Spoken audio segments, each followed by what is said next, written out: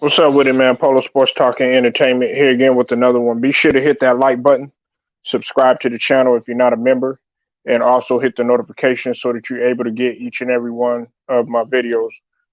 Got to give a salute to the brother before beginning this video. Ticket TV or Pro Basketball Updates. He was able to drop this story first and break it. If you haven't subbed to Ticket TV or Pro Basketball Updates, definitely go sub to his channel.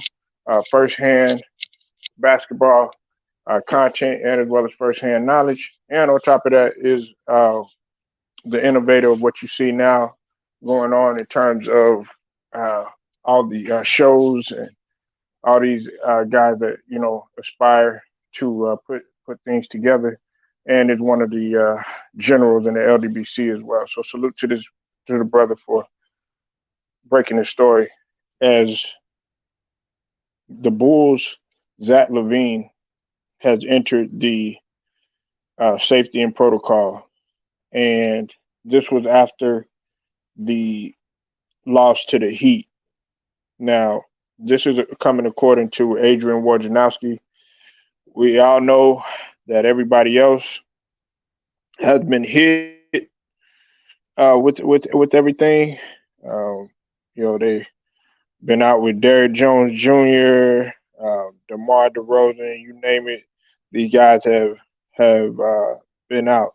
And the thing about it too is that he was doing pretty good because we were known, Zach Levine earlier in his career was known for missing a lot of games because of the injuries, including the injury that occurred in 2021 because of the sprained right ankle, and on top of that, back in April 15th of that year too, because of the safety and protocol. Other than that, he's been doing good in terms of actually being there. But the Bulls have been just getting hit with news left and right, you know, and they're having a great year, you know. Despite all of that, they're having a great year. They're still having a great season. Now, is this going to set them back, or even further? Will remain to be. It remains to be seen.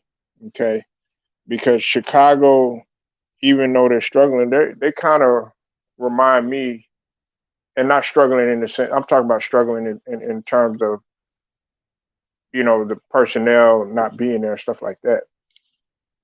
The thing about it is that they're still 17-10 despite all of that, and they're still third, and they have the same record as the Bucks. So actually, it's not really as bad as what people make it seem. And on top of that, in the sense like what I was just talking about, Memphis is struggling, not having John Morant and everything, and they're still able to hold things down.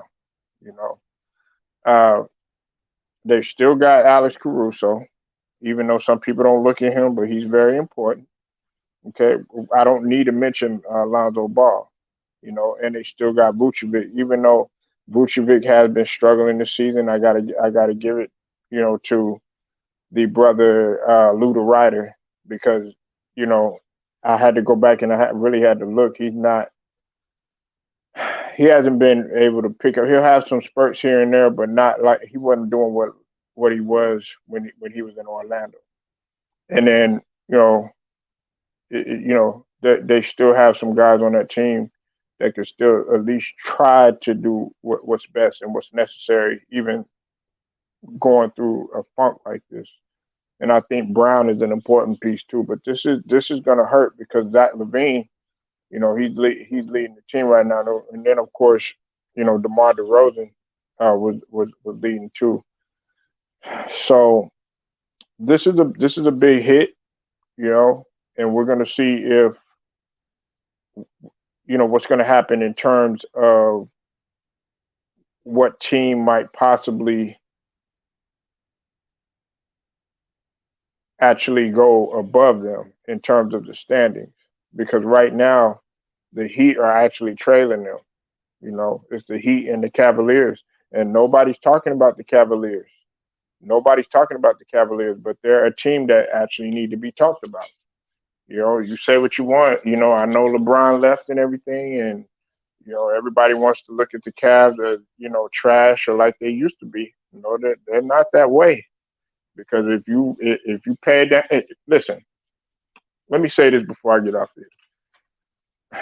Sometimes everybody gets so tunnel vision, like when it comes to a sport like basketball. They want to see one player on the daggone floor. That's it. And they just focus on that player.